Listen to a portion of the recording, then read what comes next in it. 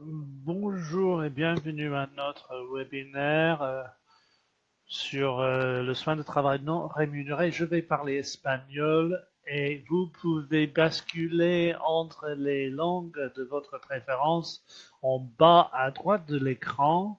Donc, vous pouvez basculer entre l'anglais, l'espagnol, le français et l'arabe. Donc, merci beaucoup d'être avec nous aujourd'hui. Ce webinaire sera en anglais, français, arabe, et vous pouvez basculer entre votre langue ici en bas afin de tout entendre en anglais ou en français.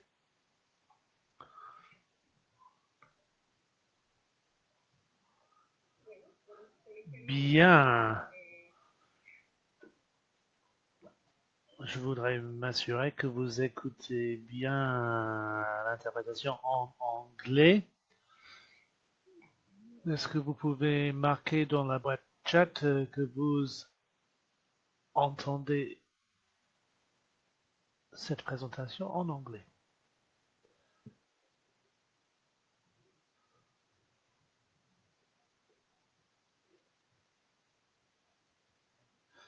Très bien. Vous pouvez tous m'entendre?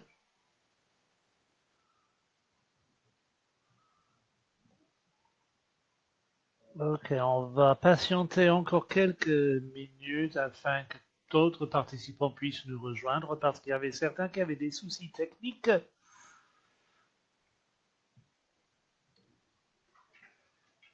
En attendant, je vais vous dire que aujourd'hui on aura 6 orateurs, 7 orateurs, oratrices, avec beaucoup d'expérience dans le monde du travail, travail de soins sur ce sujet desk.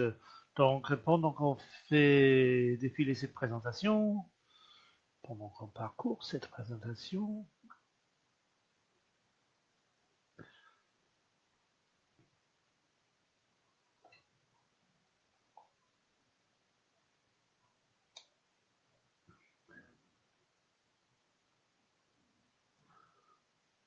très bien, je pense qu'on peut commencer.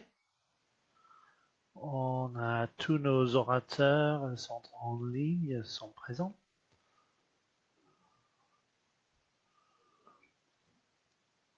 Très bien, donc encore une fois, bonjour à tout le monde du côté du réseau Desk. Je m'appelle Viviana Osorio, je suis coordinatrice du groupe de travail pour les femmes au niveau du Desk. Nous avons environ 300 membres, y compris des organisations, des mouvements sociaux dans différents pays à travers le monde. Et nous sommes un mouvement global qui traite de justice sociale. Parmi les initiatives du réseau Desk, surtout au niveau du groupe de travail, c'est de, de donner forme au travail qu'on fait envers les femmes. Et on a eu des discussions qu'il a fallu mettre au niveau de définir les priorités. Donc la première discussion était à propos des femmes et les desks, surtout les femmes, les grèves. Donc notre dernière discussion, on a parlé de l'emprise des entreprises et la manière dont cela a son impact sur les femmes. Surtout aussi la manière dont certaines sociétés traitent leurs employés, qui est discuté ensuite. Donc aujourd'hui, nous allons parler de travail de soins non rémunérés et les mesures de l'austérité aussi. Comme vous le savez, le travail de soins est fait pour la plupart par des femmes. La plupart de ce travail est fait par des femmes et des filles à travers le monde. Donc on veut faire en sorte que ce travail avec les droits des travail aussi surtout des femmes.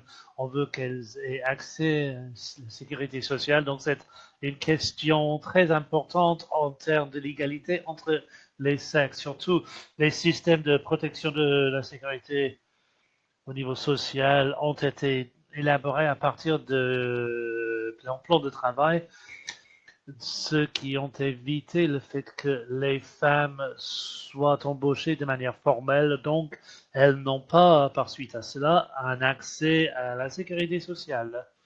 On a aussi vu comment les mesures de l'austérité ont augmenté et la manière dont cela a été mis en œuvre par différents gouvernements et suite à la pression à partir des organisations au niveau international, la société nationale, cela a eu son impact sur le fait que les femmes n'aient pas accès aux services de santé. Donc, il faut distribuer cette charge de travail qui a été développée par les femmes. Donc, voilà les sujets que nous allons aborder aujourd'hui.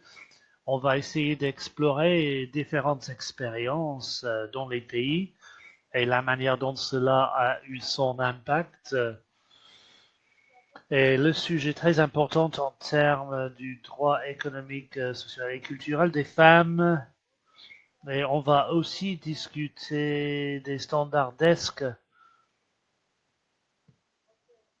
envers les mesures d'austérité. Donc, pour commencer cette discussion, je vais bien dire, saluer notre première oratrice aujourd'hui, Ana Teresa de Colombia, de la Escuela Nacional Syndicale.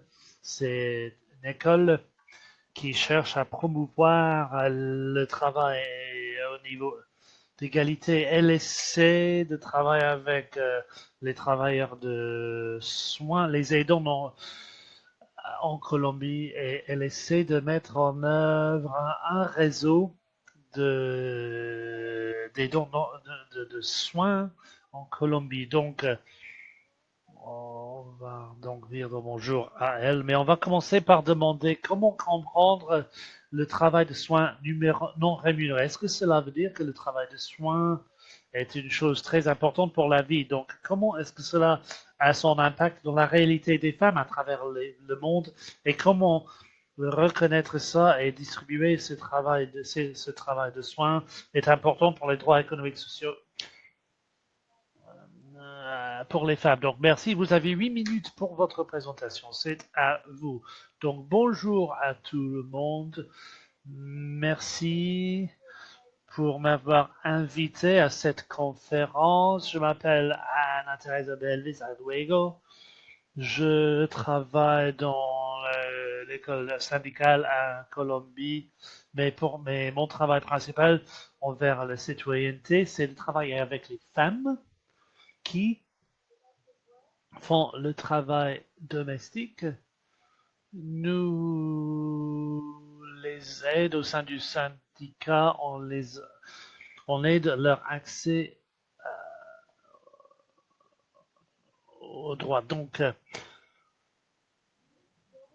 cette économie de soins est axée sur le fait de reconnaître le travail de soins comme un travail et comme un droit. Ces concepts, ce sont des choses nouvelles, surtout en Amérique latine, où on ne fait que commencer de discuter de cette question, de les comprendre et comprendre les implications pour les femmes, parce que nous sommes celles qui fournissent ce travail pour la plupart. Donc, ce travail de soins non rémunéré, toutes ces actions où on s'occupe de quelqu'un, de la vie de quelqu'un dans un environnement domestique, des enfants, les handicapés, les personnes âgées ou malades, ces femmes ne reçoivent pas de revenus.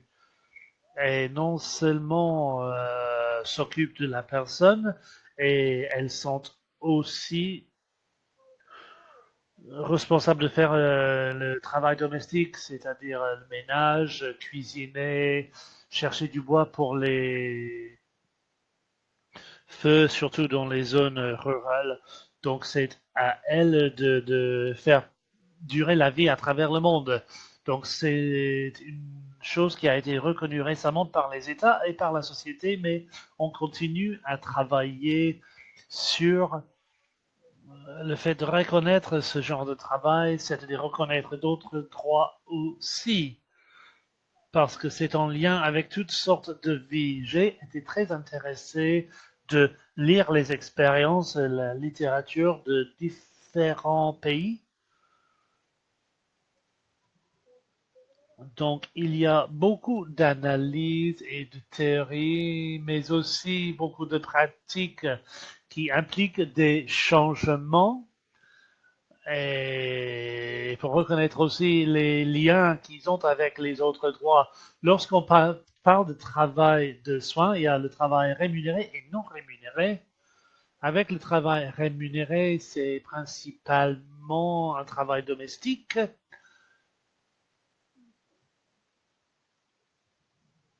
Mais aussi beaucoup de femmes à travers le monde sont celles qui sont responsables pour le travail domestique. Il y a beaucoup d'implications pour un accès aux droits. En Colombie et en Amérique latine et à travers le monde en général, le travail de soins implique certaines choses en termes d'accès à la sécurité sociale. Par exemple, lorsque le professionnel de la santé n'est pas, lorsque le travail n'est pas reconnu, les femmes n'ont pas un accès à participer dans les systèmes de sécurité sociale publique. Mais ce droit est reconnu uniquement si vous avez un travail formel ou productif.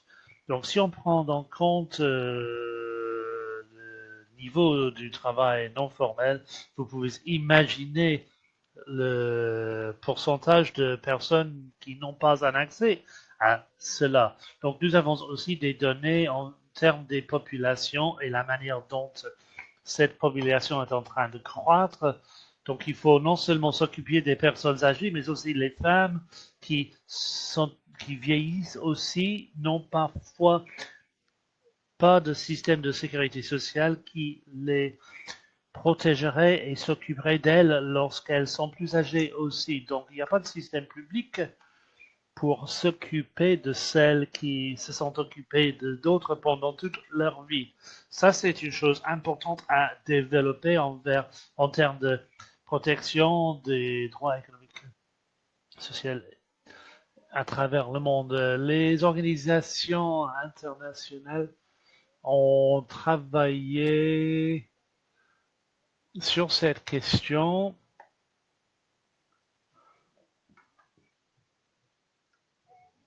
Et parfois, cela a son impact puisque la durée de vie est en voie d'augmenter, donc les implications juridiques qui existent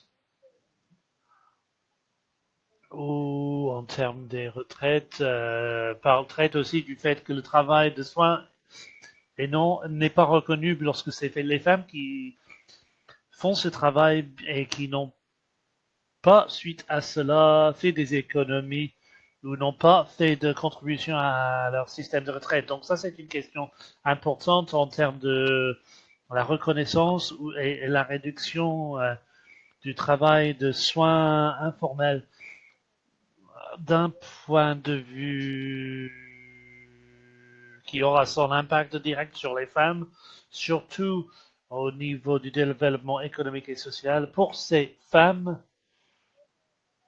donc, il nous faut une analyse approfondie sur notre lieu de travail, sur là où on se situe dans la société et où cela se situe en termes du travail. Il faut faire cela de manière plus approfondie. Merci beaucoup, Teresa, de cette introduction très détaillée au sujet. Bien sûr, lorsque nous parlons des mesures d'austérité, il faut prendre en compte des standards qui font en sorte que les standards des femmes ne seront pas touchés et la charge de travail ne va pas augmenter pour les femmes. Je vais maintenant vous présenter Hector de Hochland, ETA, qui fait partie de section 27, ETA Deutschland, qui est une organisation de l'intérêt public qui fournit l'assistance pour les services d'accès au travail de soins et à l'éducation dans les communautés vulnérables. Ils ont été responsables des poursuites à haut impact et les actions juridiques aussi. Donc, État, c'est à vous. Maintenant, vous avez la parole et je vais vous inviter à nous parler un peu de la pertinence de faire en sorte que les sujets de l'austérité soient au cœur en termes des droits économiques, sociaux et culturels, parce que ça, c'est un sujet important. Et ensuite, à partir du travail que vous faites et le travail fait par votre organisation en Afrique du Sud, on va vous demander de parler des impacts en termes du desk, en termes de services de soins et d'éducation en Afrique du Sud, lorsque ces mesures ont été mises en œuvre par le gouvernement. Donc, c'est à vous maintenant.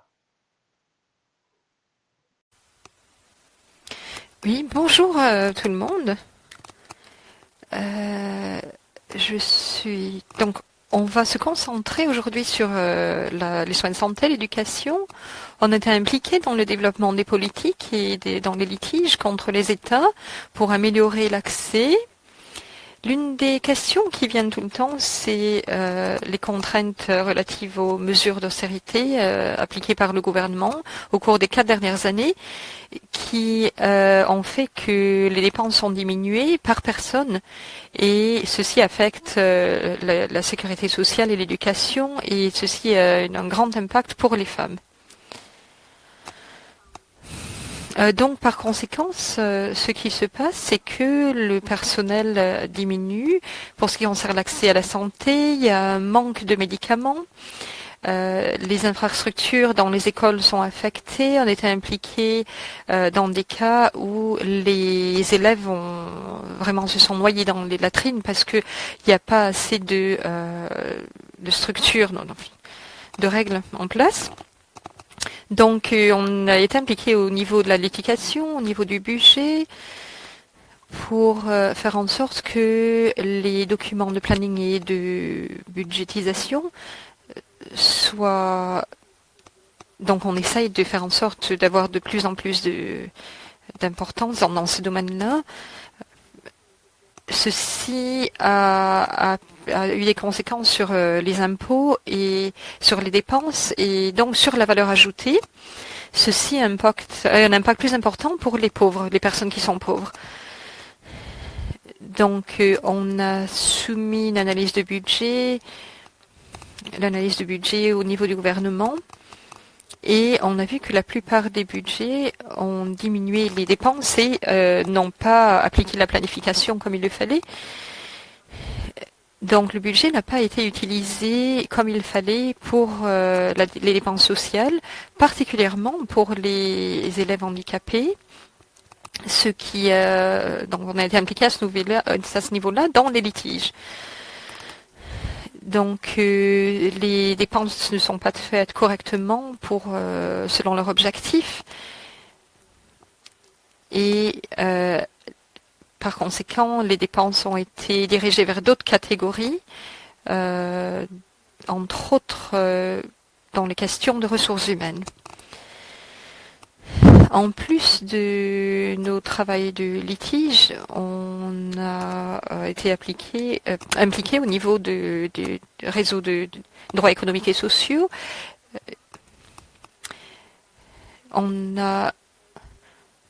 Donc, au lieu d'appliquer les mesures d'austérité qui auraient des conséquences dévastatrices sur la sécurité sociale et les droits économiques et sociaux, il faudrait qu'il y ait des mesures plus soutenues pour faire face aux crises. l'austérité a été appliquée à la suite de ces situations-là. On s'assure que l'évaluation des droits humains soit impliquée dans le budget, au niveau d'autres organisations aussi, pour leur permettre de participer au processus de budgétisation. Aussi, on a effectué un plaidoyer contre la corruption. Donc récemment, il y a une commission d'enquête qui a été mise en place sur la corruption au niveau des institutions gouvernementales.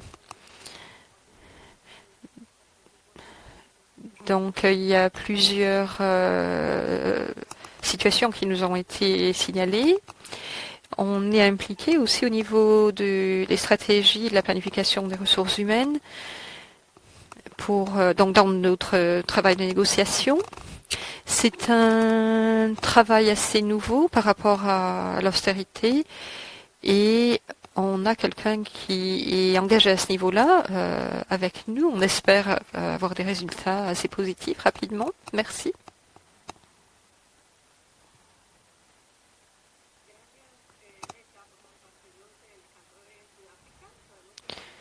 Donc, je vous remercie.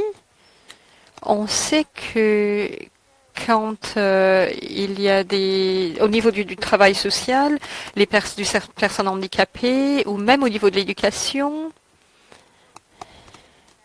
ceci a un impact très important sur les femmes et sur la charge de travail aussi.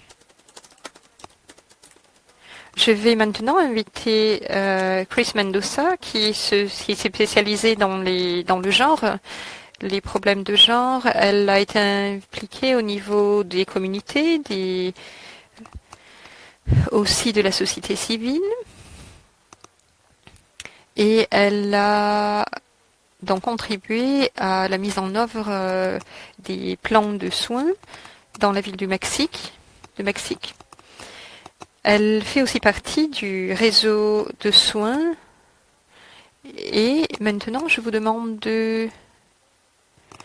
Donc la question est de savoir pourquoi l'accès aux services de sécurité sociale est important pour les personnes qui effectuent un travail de soins non payé et les femmes en général.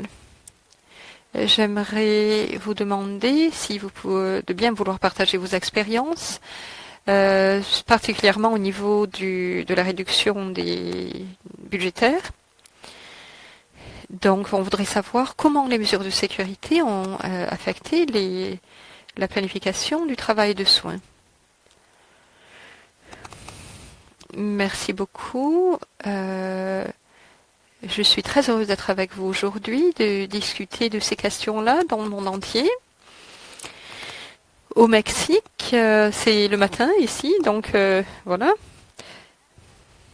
Bonjour tout le monde.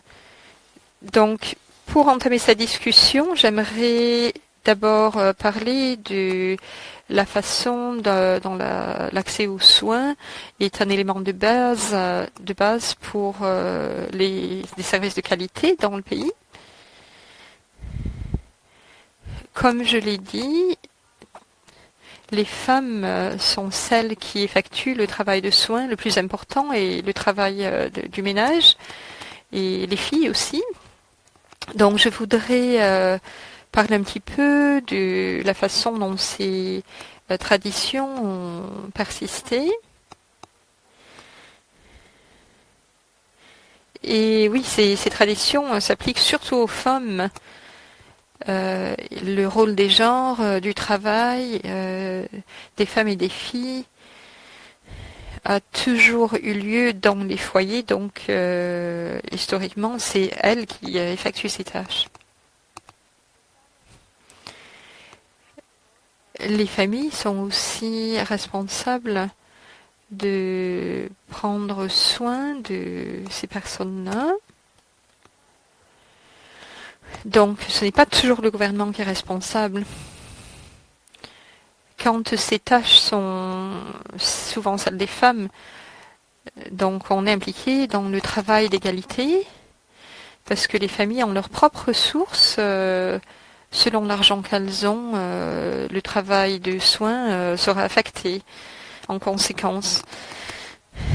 Donc les familles auront moins d'éléments disponibles pour pouvoir effectuer ce travail de façon satisfaisante.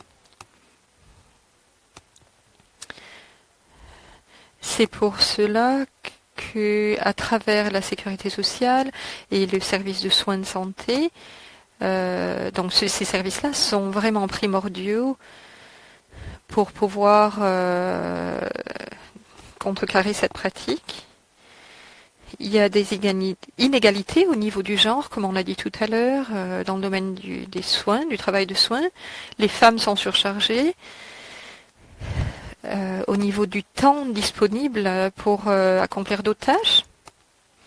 Par exemple, le droit au travail, le droit à l'enseignement, à l'éducation.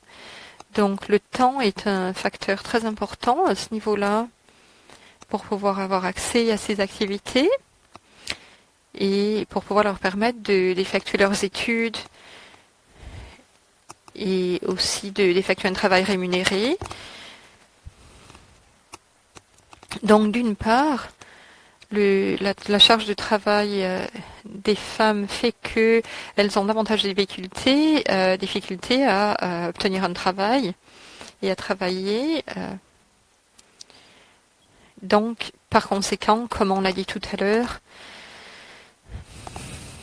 les femmes ont moins la possibilité d'avoir une retraite décente ou d'avoir accès aux soins de santé, à la sécurité sociale.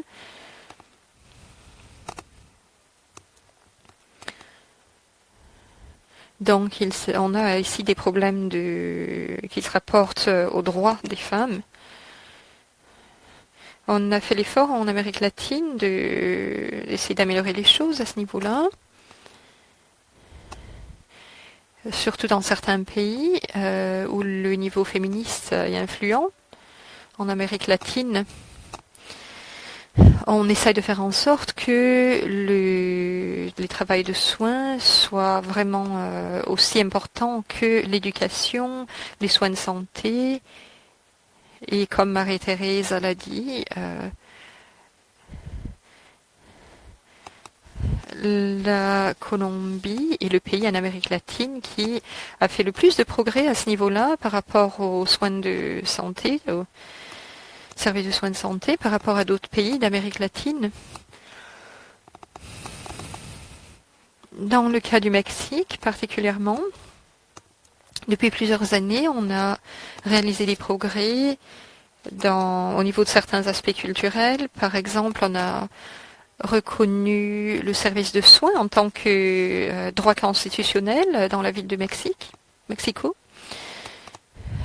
Donc le gouvernement de la ville les autorités de la ville de Mexico ont mis en place un service de soins de santé et une stratégie nationale à ce niveau-là. Donc ces systèmes, soit au niveau local ou national,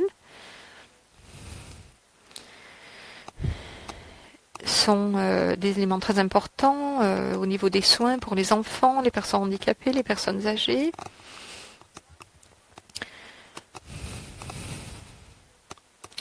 Et l'un des éléments essentiels est de pouvoir renverser ces stéréotypes par rapport aux femmes, au travail des femmes, au travail de soins des femmes. La ville de Mexico a eu plusieurs débats par rapport à cette question et je voudrais partager quelque chose au niveau de ces débats. Donc on s'est posé la question de savoir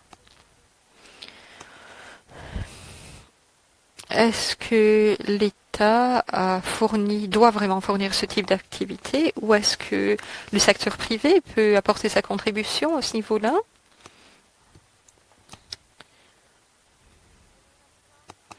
Donc on a réalisé des progrès et on a des attentes assez importantes au niveau de la nouvelle administration. Comme vous savez, l'administration gouvernementale a changé il y a moins d'1 an et comme on s'y attendait, l'administration a fait face à certaines de ces questions. On avait un programme au Mexique pour les parents qui prenaient le congé maternité. Donc on a ciblé les parents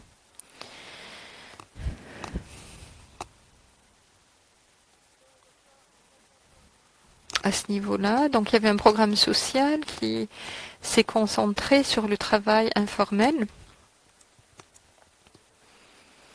Donc, par exemple, s'ils voulaient amener leurs enfants à des garderies, de ce genre de service, donc il y a des améliorations qui ont été réalisées à ce niveau-là.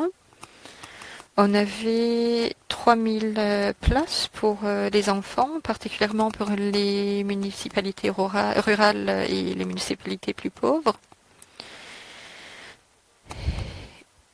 Et on a eu le scénario suivant, donc au lieu que ce soit le gouvernement qui s'occupe des transferts d'argent, c'est en fait les femmes qui reçoivent cet argent pour que les familles puissent choisir comment l'on s'occupe de leurs enfants.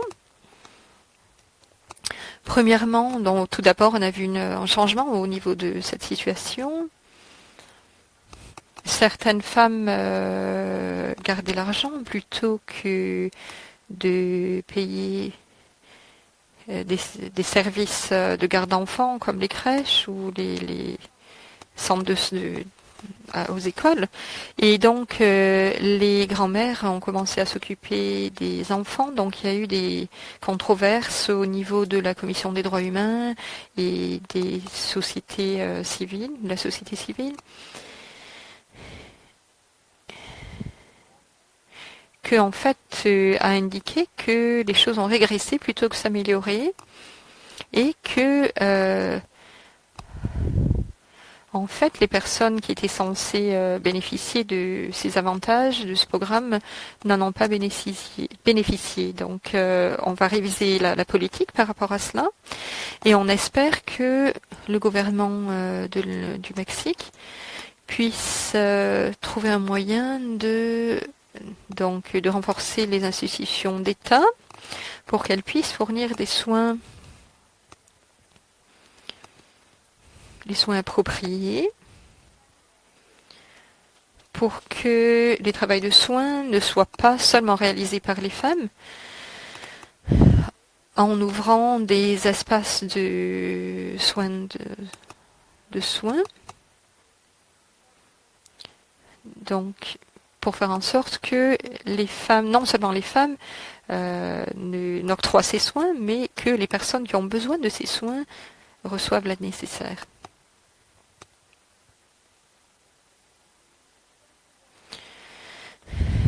Chris, merci beaucoup d'avoir partagé votre expérience au Mexique. Les questions que vous avez soulevées, de savoir, est-ce que c'était l'État qui devait fournir ces services de soins et est-ce que l'État devrait donc mettre en place des mécanismes de soins pour faire face à ces services de soins requis donc. Donc on va maintenant passer à Soledad et Antonio. Donc Soledad, qui vient de l'Argentine, va partager son expérience. Maintenant, elle travaille pour la sécurité sociale et elle a été élue récemment en tant que députée à Buenos Aires. Donc, félicitations, Soledad. Et maintenant, je voudrais vous poser quelques questions pour que vous puissiez partager vos pensées avec nous. Premièrement, l'accès à la sécurité sociale et aux services de soins est quelque chose de crucial pour les femmes et pour les personnes âgées qui effectuent des services de soins non payés. Donc, quelle est la situation actuelle par rapport aux mesures d'austérité? Comment elles vous ont affecté? Comment, comment ont-elles affecté les services de soins publics dans votre pays?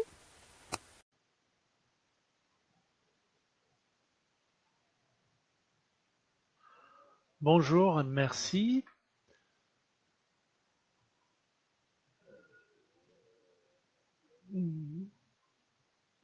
Merci beaucoup de m'avoir invité aujourd'hui.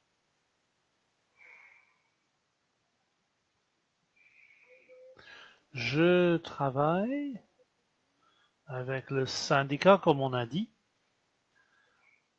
et on a eu la possibilité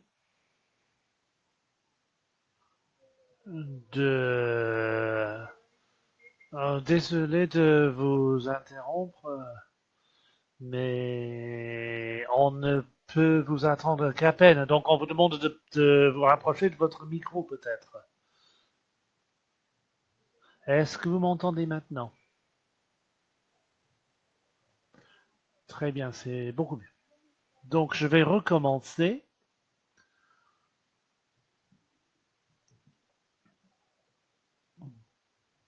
Donc, comme Viviane a dit, je travaille pour le syndicat et je travaille avec les femmes et nous nous sommes portés contre le gouvernement lorsqu'ils ont essayé de faire ce changement. Donc, on ne l'appelle pas l'austérité, mais une modification plutôt. Et je comprends que la population en Argentine a voté et la société en Argentine a eu un moment de gloire avec l'administration de Cristina et où on a pu donner la sécurité sociale à la plupart des membres de notre population, c'est-à-dire les fonds publics. Et nous avons créé la garantie durabilité en Argentine qui nous a permis de fournir des droits pour les femmes qui fournissaient des services de soins. Aussi, avec cette inclusion, on a réussi à rajouter 2,5 millions de femmes à ce programme. Et lorsqu'elles atteignent l'âge de 60 ans, elles peuvent prendre une retraite. Elles peuvent partir à la retraite et elles reçoivent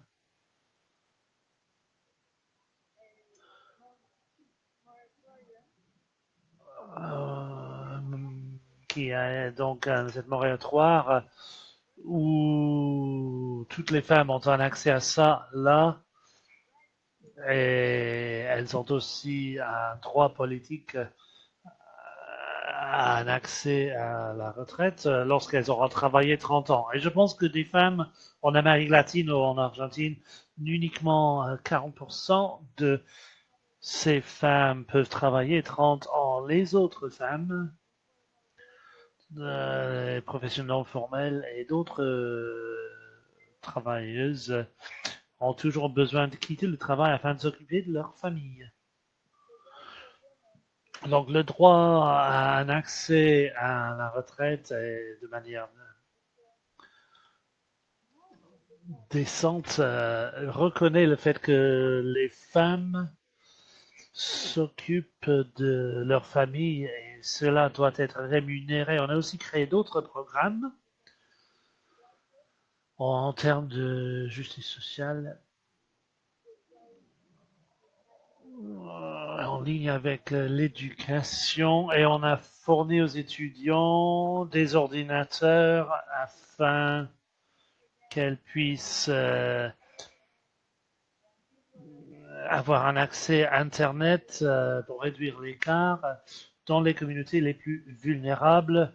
Et on a aussi donné la possibilité à ces étudiants qui quittaient l'école de poursuivre leurs études à travers d'autres programmes. Et les familles à travers SysTeps, auraient un accès à un foyer ou acheter pour leur foyer. Donc, depuis 2015, tous ces programmes ont été arrêtés parce qu'on a eu un changement au niveau du gouvernement.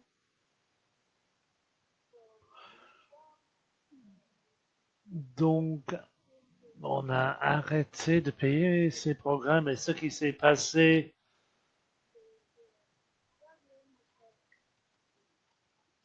les femmes avaient toujours des difficultés parce que cette moratorium a été arrêté selon la loi. Donc, les membres des syndicats se sont mis ensemble avec d'autres organisations au niveau international pour faire une manifestation afin de manifester pour demander au président de reporter cet moratorium afin que les femmes puissent continuer à avoir un accès jusqu'à 2022. Mais il a fallu modifier de manière structurelle d'autres situations. C'est pour cette raison que nous avons présenté un projet de loi, mais c'est une chose très difficile avec ce genre d'administration de s'occuper de certaines parties de la population. Donc, on est toujours en train de lutter.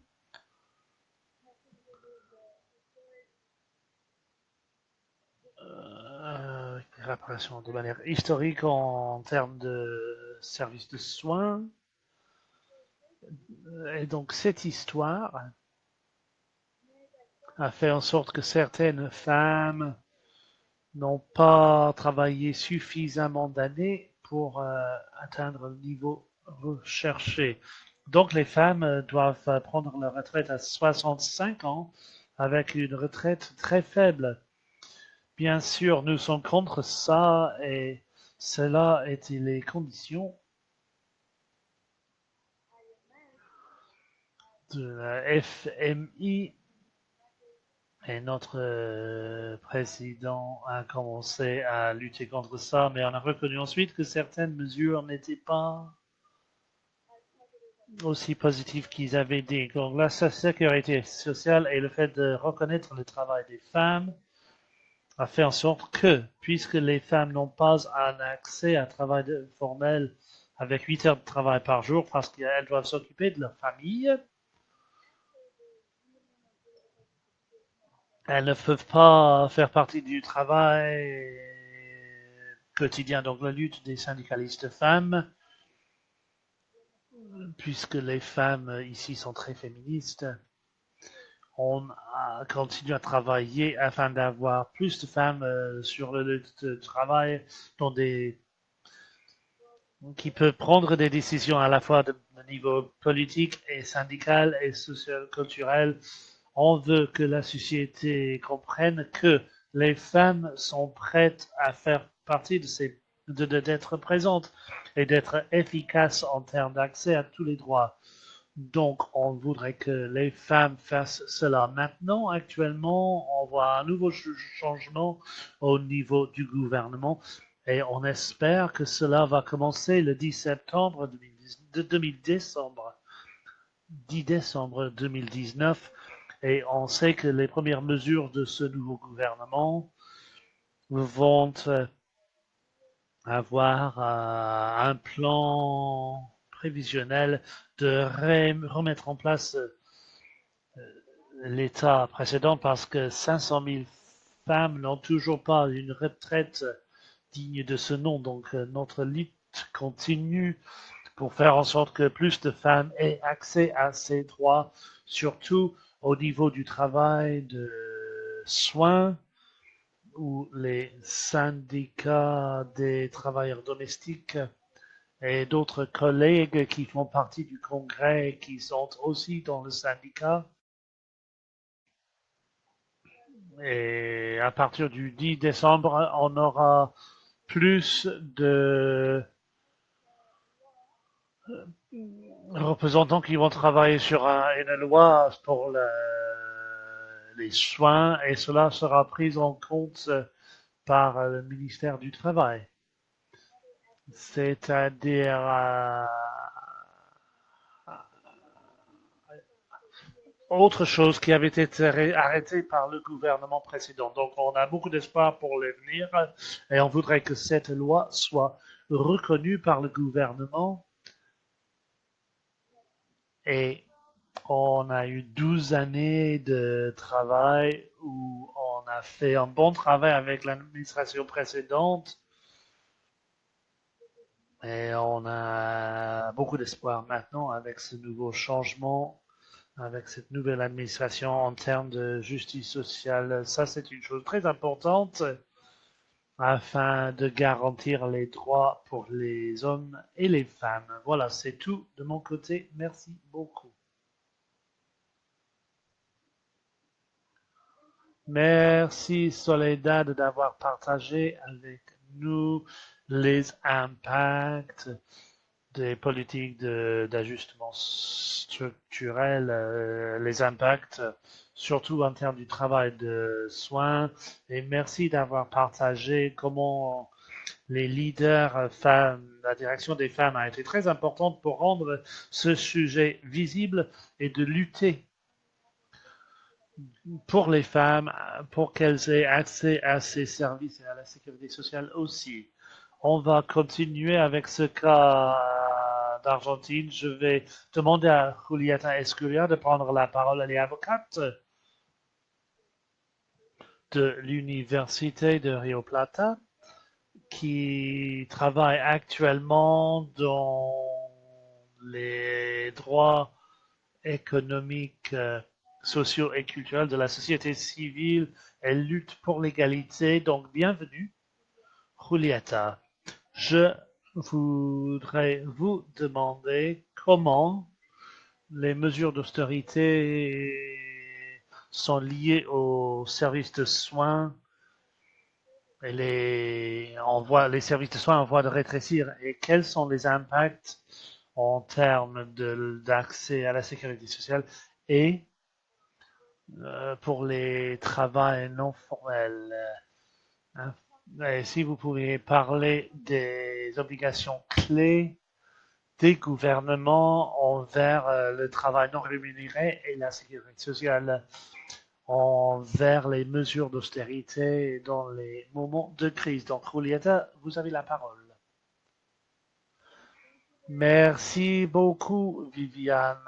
Si vous avez un problème au niveau du son, dites-moi dans la boîte de chat. Donc, bonjour tout le monde. Merci de m'avoir invité aujourd'hui.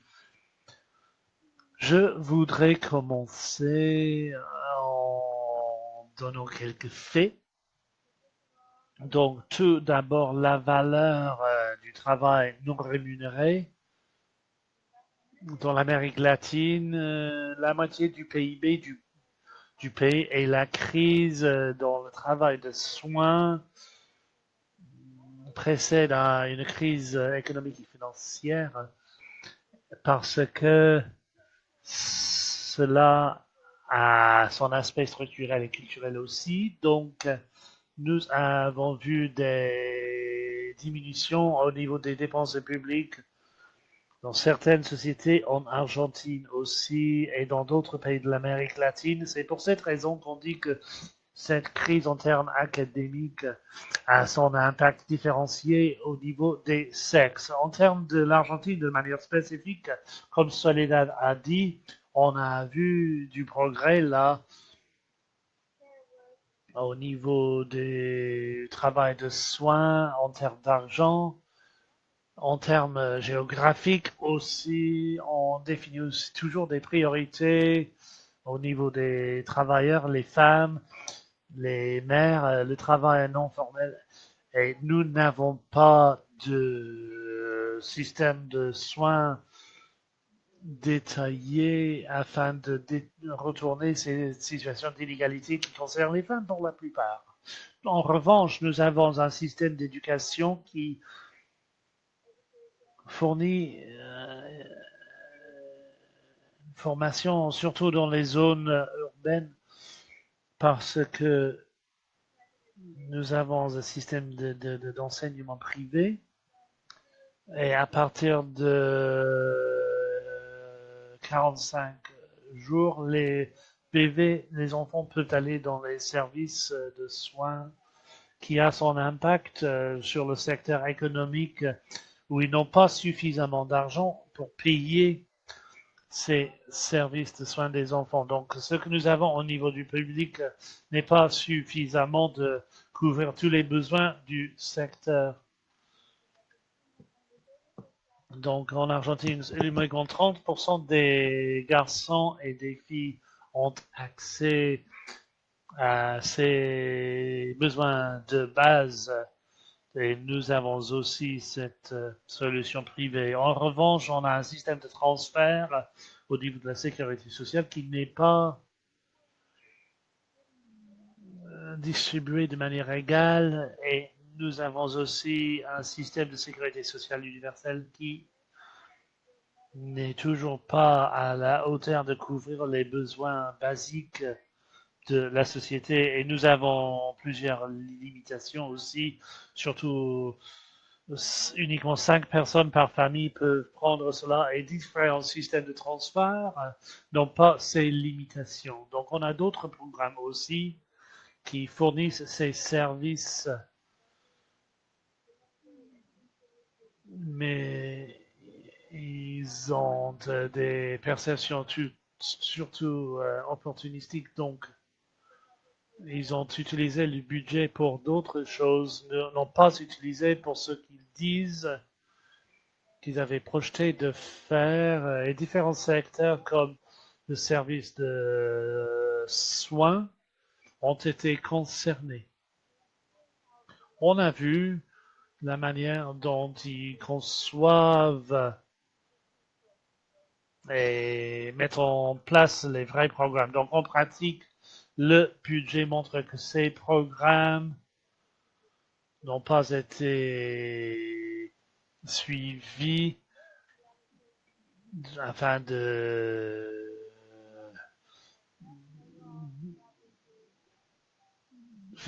changer les manières dont ces budgets sont mis en œuvre parce que la manière de fournir ces services de soins et d'éducation, mais ces budgets ont été coupés. Donc, c'est une cartographie politique en Argentine actuellement. On a eu des interruptions au niveau des retraites pour ceux qui sont handicapés, ce qui était une chose très importante qui a eu son impact en termes de services de soins et qui a surtout concerné les femmes handicapées. Plus de 60 000 personnes ont vu une baisse au niveau de leur retraite suite à l'application d'une loi qui était pas très claire en termes juridiques. Donc ça, c'est un gros défi pour la société d'imposer des critères qui ne sont toujours pas pris en compte dans ce décret. On a aussi une loi nationale qui affecte les familles et fait en sorte que les systèmes de transfert soient plus égaux. On a aussi vu une baisse au niveau de notre PIB dans les années récentes, bien qu'on a vu plus de transparence et dans les frais directs et indirects aussi, en plus des budgets, mais cela ne se traduit pas dans une meilleure mise en œuvre. Il faut que on soit conscient des standards internationaux qui établissent ces changements. Donc, il faut examiner d'autres alternatives aussi avant d'évaluer ces alternatives pour savoir qui seront les personnes les plus touchées et leur impact sur les droits des femmes aussi.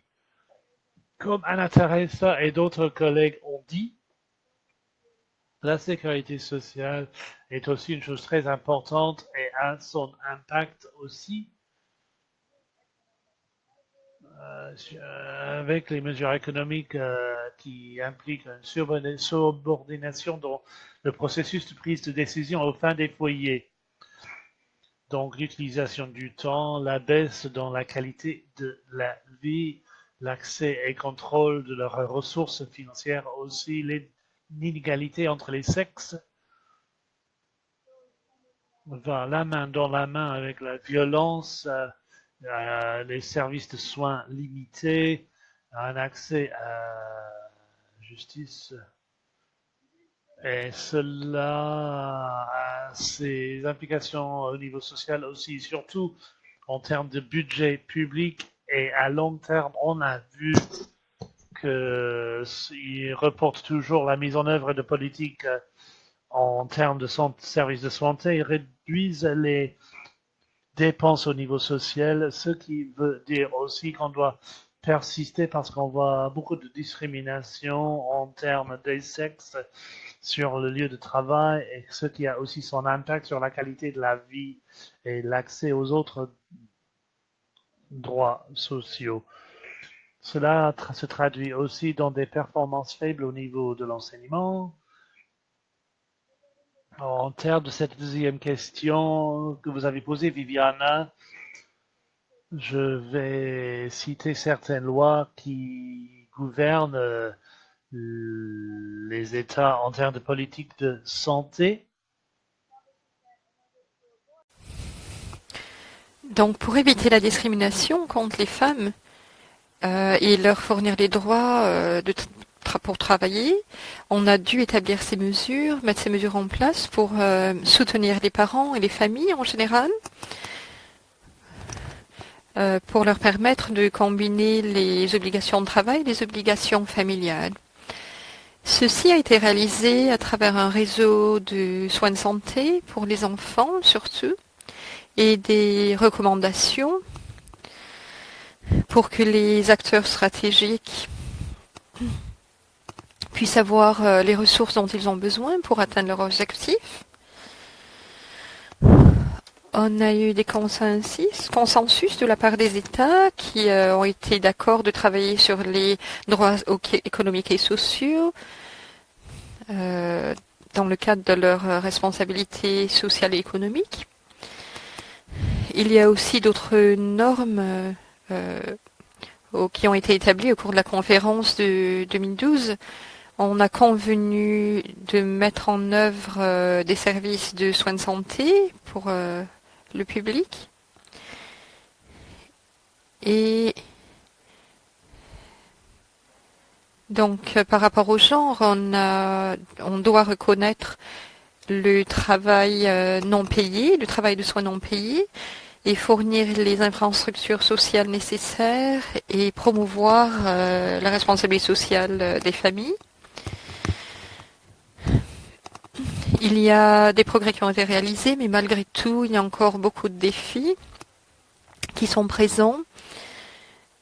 Les organisations de droits économiques et sociaux en Argentine doivent vraiment renforcer ces aspects-là au niveau du budget pour pouvoir établir, mettre en œuvre des services de soins sociaux. Comme on l'a vu en Argentine et dans le reste de l'Amérique latine, il y a une discrimination très importante par rapport aux conditions sociales à travers les secteurs.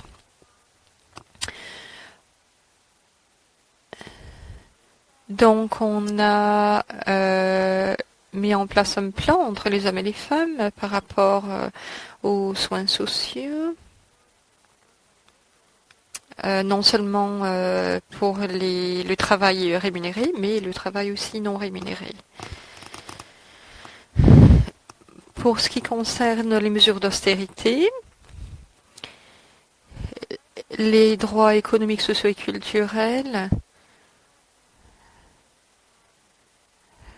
des diverses commissions impliquées, ceux-ci ont été renforcés par rapport aux normes de sécurité sociale. Et bien que les États ont pu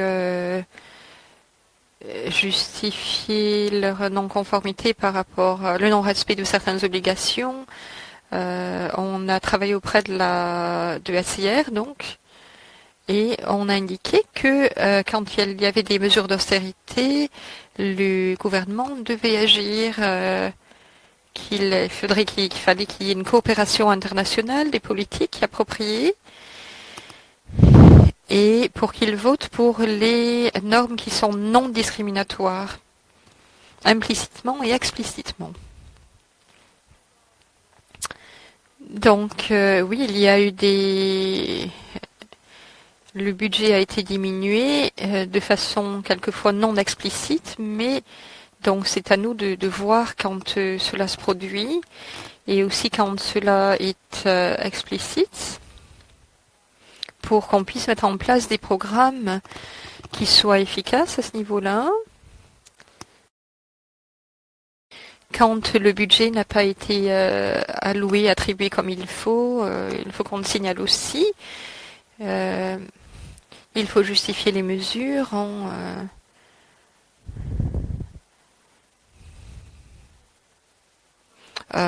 fournissant les ressources appropriées. Donc, on a mis en lumière les alternatives.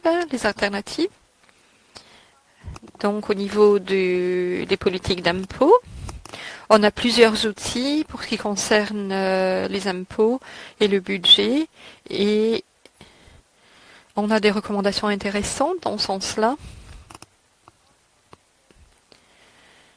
D'autre part, les États doivent mettre en place ces mesures.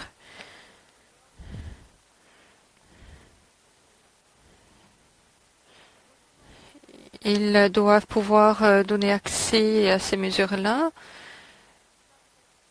et particulièrement pour certains groupes, et aussi d'avoir des alternatives qu'ils puissent utiliser. Je crois que j'ai dépassé un petit peu les limites de temps qui m'étaient attribuées, mais je voulais seulement mettre en lumière les faits par rapport à la discrimination. Pour ce qui concerne les 4 critères que j'ai mentionnés, il faut se souvenir que ces mesures d'austérité doivent prendre en compte les garanties des droits sociaux et culturels. Ceux-ci ne sont pas garantis dans le budget. Ce n'est pas un droit implicite, mais la législation va dans le sens des politiques publiques, et c'est en fait aux sociétés civiles de mettre en lumière ces questions-là par rapport à ce qui a un impact sur la discrimination des femmes. Et il faut s'assurer que les États adoptent des mesures positives, des politiques positives. Par exemple, en attribuant un budget plus important aux services de soins de santé, de façon générale, plutôt que de mettre l'accent sur d'autres politiques, et qu'elle mette l'accent aussi sur la discrimination et sur les autres facteurs dont on a parlé.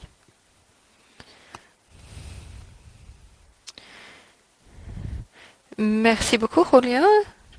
C'était très intéressant, donc, ce que vous avez présenté, particulièrement pour ce qui concerne les normes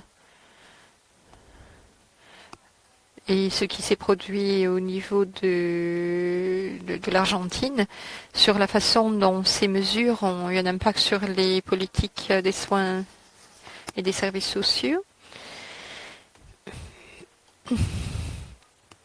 Ceci augmente la pauvreté, donc malheureusement. Donc je voudrais maintenant demander à nos derniers orateurs de prendre la parole.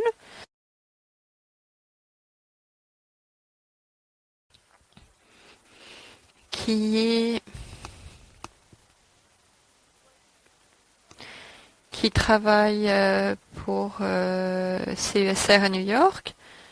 C'est une organisation internationale de droits humains.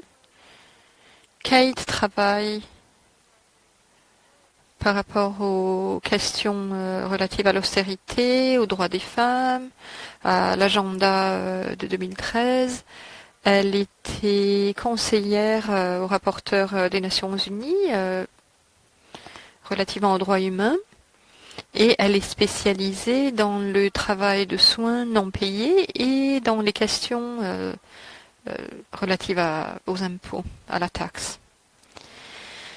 Premièrement, je voudrais vous demander de parler du lien entre la pauvreté et le manque d'accès à la sécurité sociale et au travail non payé de soins des femmes, et aussi le lien avec le financement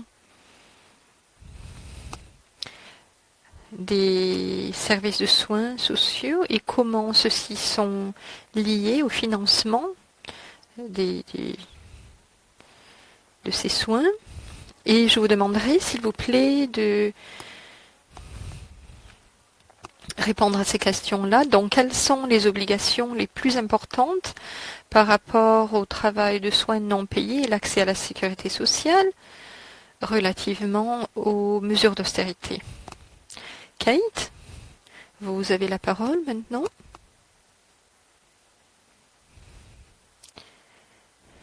Donc, je vais parler en anglais. J'imagine que vous m'entendez. Sinon, signalez-le. Donc, si je parle trop vite, dites-le moi. J'ai tendance à parler assez vite. Donc, je suis le dernier orateur. Donc, oui, les choses ont été dites déjà. Je ne vais pas répéter ce que les gens ont dit. Je pense qu'on a déjà une bonne idée de la situation par rapport à ce qui était présenté sur la façon dont le travail non payé de soins a une implication sur le droit des femmes. Je vais donner peut-être une perspective plus générale par rapport aux tendances que l'on observe aujourd'hui. Oui, notre organisation est une organisation internationale. On travaille dans divers pays avec les diverses organisations qui sont présentes aujourd'hui. On a travaillé pendant plusieurs années sur l'impact des mesures d'austérité sur les droits humains. On a documenté l'impact des mesures d'austérité avec nos partenaires internationaux en Égypte, en Afrique du Sud, en Espagne, en Irlande, au Brésil. Et on espère que cette liste vous donne déjà une idée sur l'implication internationale de l'austérité, donc dans tous les pays concernés. On a donc analysé les tendances par rapport à l'austérité dans le monde entier et plus de 150 pays ont une certaine forme de mesure d'austérité en place, donc ce n'est pas quelque chose qui est isolé, et c'est quelque chose qui a un impact sur les politiques dans tous les pays concernés, dans les pays riches, dans les pays moyennement riches et les pays pauvres, donc c'est un phénomène mondial. Comme on a entendu tout à l'heure, le travail de soins non payés a un impact très important sur les droits humains, sur l'accès à la sécurité sociale et aussi sur le droit à obtenir du travail, avoir un travail décent, intéressant, le droit à l'éducation. Et d'après les recherches qui ont été effectuées, les choses sont vraiment empirées par rapport aux droits humains quand il y a des mesures d'austérité. Il y a diverses mesures d'austérité qui, par rapport aux États, selon les États, et ces mesures impliquent surtout la dépense sociale, ce qui affecte les services sociaux, des réformes régressives par rapport aux taxes et sur les revenus. Donc ceci a un impact très important sur les femmes et le service de soins non payés, surtout par rapport aux dépenses sociales. Malheureusement, le travail revient toujours aux femmes, ce genre de travail. Donc quand on diminue les soins de santé sont toujours présents malheureusement. Cela ne change jamais. Ceci passe du service public au service privé, souvent les femmes.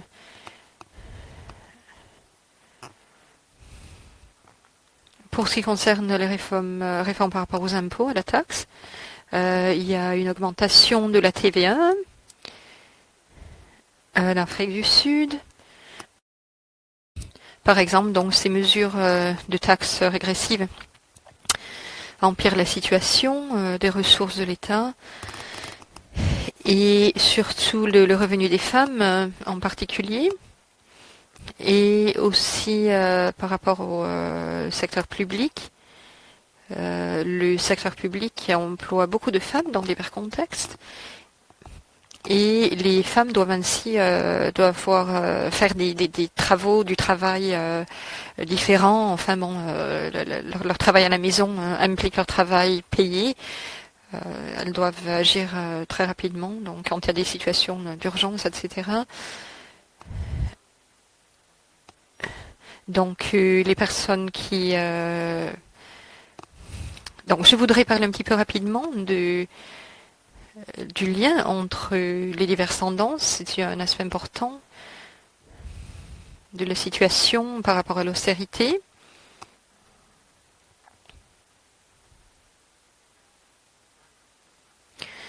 Par rapport aux services de soins qui puissent être décents. Donc les situations financières sont impliquées par conséquent, la privatisation, les mesures d'austérité, le gouvernement pense pouvoir économiser de l'argent, mais bien sûr ils veulent réaliser des profits par rapport à ça, donc les personnes qui octroient des soins sont payées de moins en moins et les revenus des ménages sont de moins en moins importants.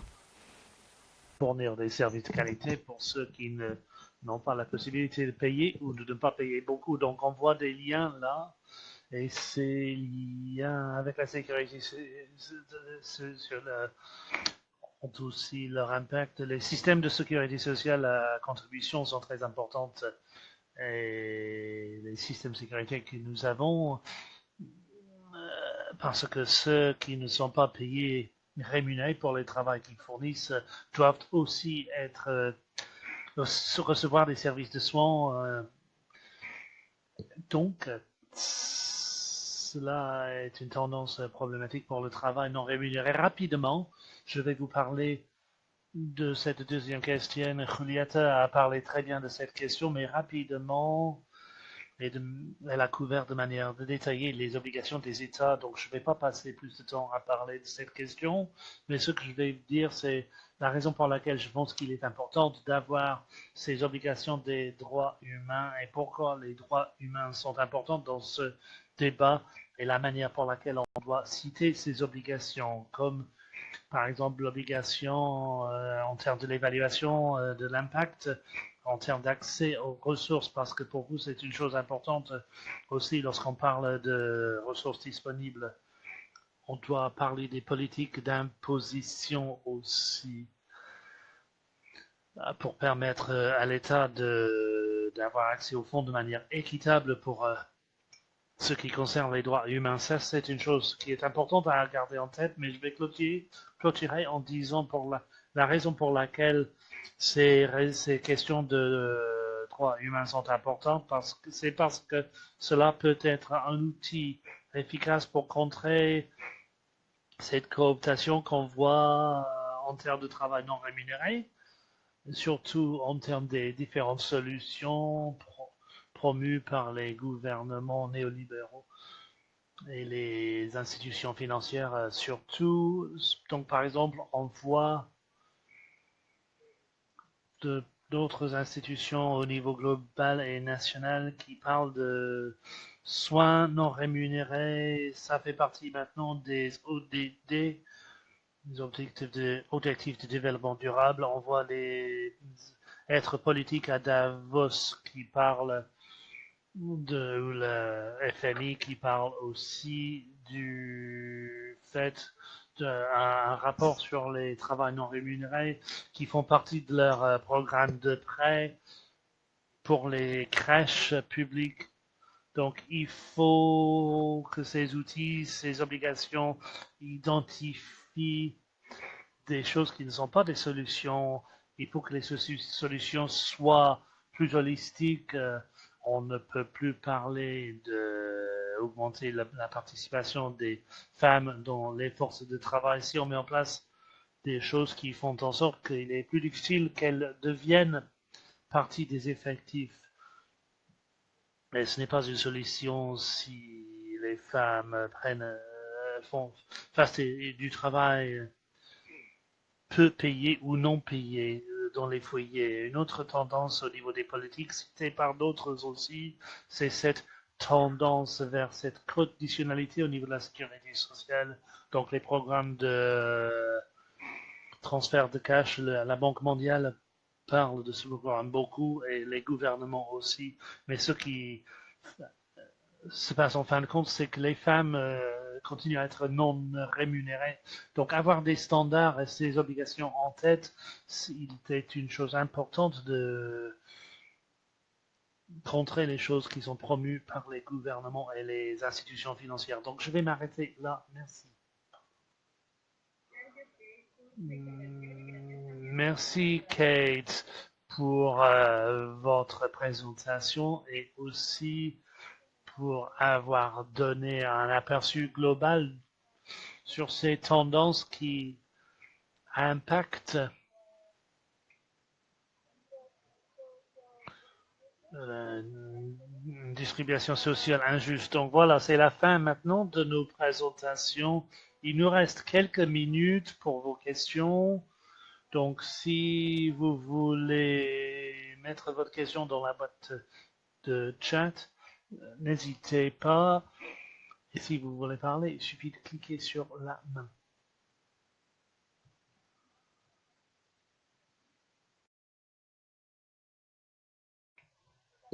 Je voudrais faire un dernier commentaire en termes de Mexique et d'Argentine, et surtout par rapport à ce que Kate a dit. Je pense qu'il est une chose intéressante de voir lorsque certains de nos pays ont parlé de retraite non contributoire, c'est une manière de reconnaître le travail de soins, les transferts sous condition, des femmes qui fournissent les soins ou ont une contribution à la retraite par enfant. Donc on voit comment ces transferts d'argent font partie d'une politique qui reconnaît les services de soins mais ne résout pas ou ne distribue pas cette surcharge de travail de soins qui concerne les femmes.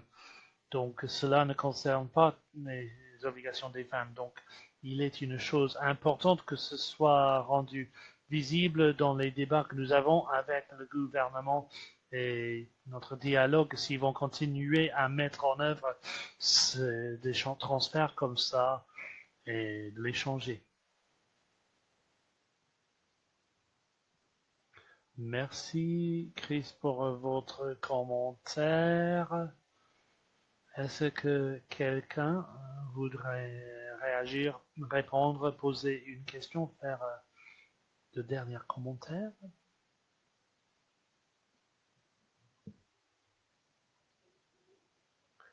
Bon, je pense donc que nous pouvons fermer maintenant. Merci à tous les orateurs de cette discussion. Chris, merci d'avoir être en ligne et très tôt au Mexique. Donc on va continuer à parler de cela au niveau de notre collectif. Ensuite, on vous invite à rejoindre notre campagne globale, la grève des femmes qui aura lieu le 8 mars de l'année prochaine, afin de montrer au monde ce qui se passe si les femmes font grève.